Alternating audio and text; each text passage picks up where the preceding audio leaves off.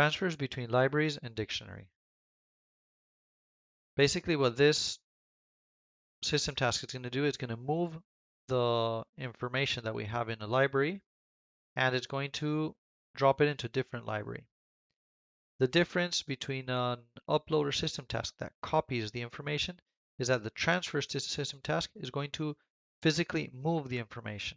It's not going to copy it, it's going to move it.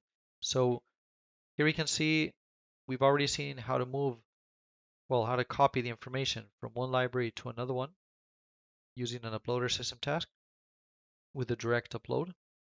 And now here we're going to see how to transfer the documents or the files that we have in this library to another library. But we're going to actually transfer them physically. They're not going to be in the source anymore.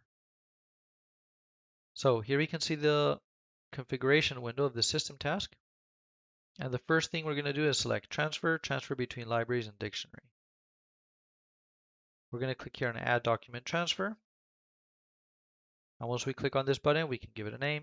We can select the source library from where we want to extract the information and a destination library where we're going to drop those documents in or those files in.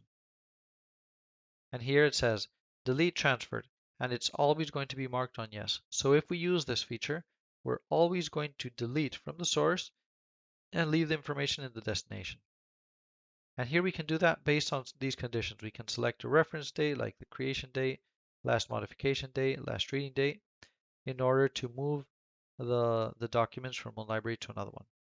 Or we could also set up conditions, for example, saying all the documents that are older than 5 years, for example, or between these dates.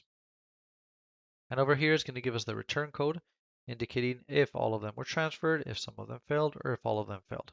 And here we have a log with more details that can be stored into a library field. Now we can continue with the exercise 3.05.